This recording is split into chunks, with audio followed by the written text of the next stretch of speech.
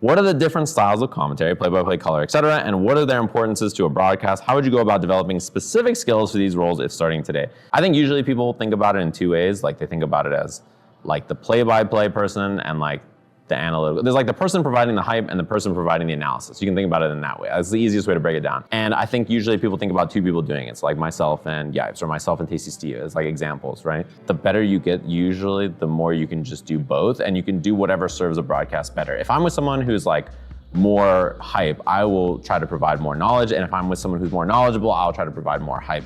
And when I was a newer commentator, like a weaker commentator, I was more one-dimensional in what I could do.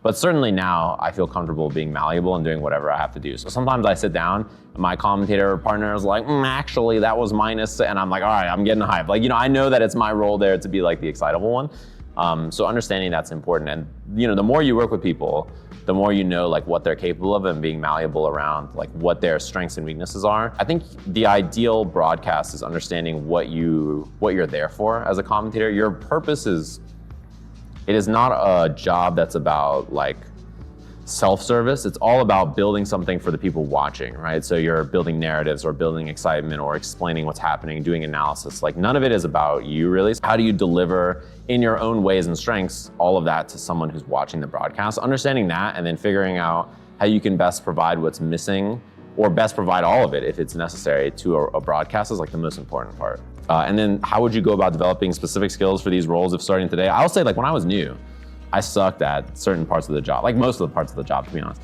But there are things that you just know that you're better at and worse at, and you can work on the things you're worse at. To give you an example, I think for a long time, like the best person by a lot, and still one of the best people by a lot, at doing big moments for fighting games was Rip. Like he was so much better at it than everybody else that like, he would just be doing like that, and there it is, this person is your X and Y made up tournament for this video example champion. Of course, we saw Knee with the Fang before, but now Knee with the Brian Fury, Arslan with the Nina Williams. Let's go, loser bracket, combo breaker 2024. And like that kind of like excitement at the end of something was really good. And there's like little things that he did that I still think no one else does.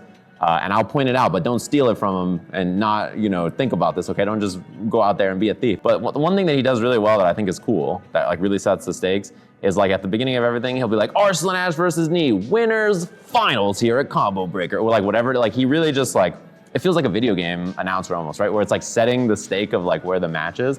And he's very good at doing that, like loser semis, top 4 of the tournament here at X and Y. Like he's very good at like setting the stage, and it feels like you're an announcer in something, and then getting that big moment at the end.